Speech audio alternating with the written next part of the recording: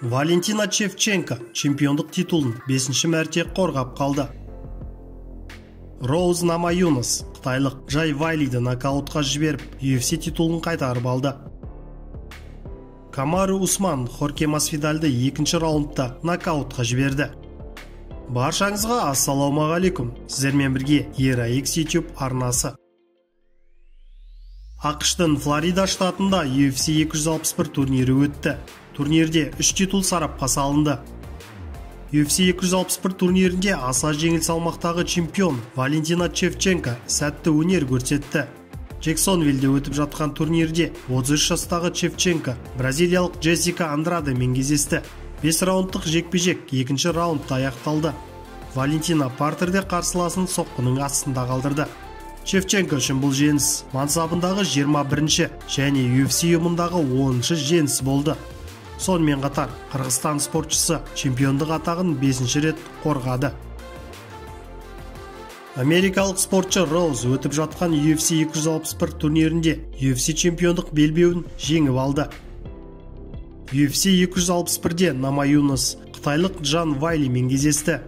5 раундқа жоспарланған жекпе-жек 1-ші раундта америкалықтың жеңісімен аяқталды.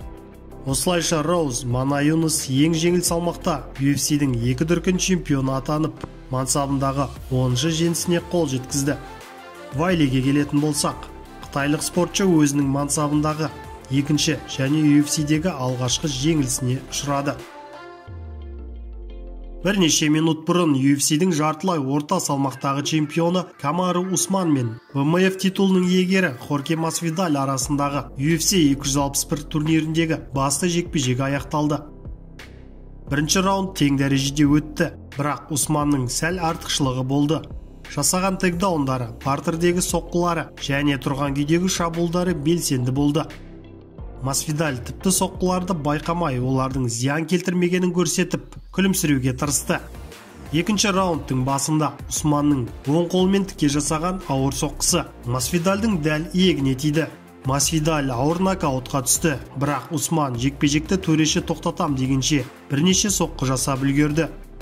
Осылайша Камару Усман өзінің ауыр соққы жасай алатынын дәлелдеп, чемпиондық атағын 4-ші мәрте қорғады. Бұған дейін UFC 258 жекпе-жегінде Камару Гилберт Бернсті 3-ші раундта нокаутқа жіберді. Масвидальға келетін болсақ, мансабындағы 15-ші жеңілісіне ұшырады. Масвидаль 2008 жылдан бері алғаш рет нокаутпен жеңілді. Видео ұнаса, видеоға лайк басып, пікір қалдырайық. Сіздермен бірге болған ERA-X арнасы.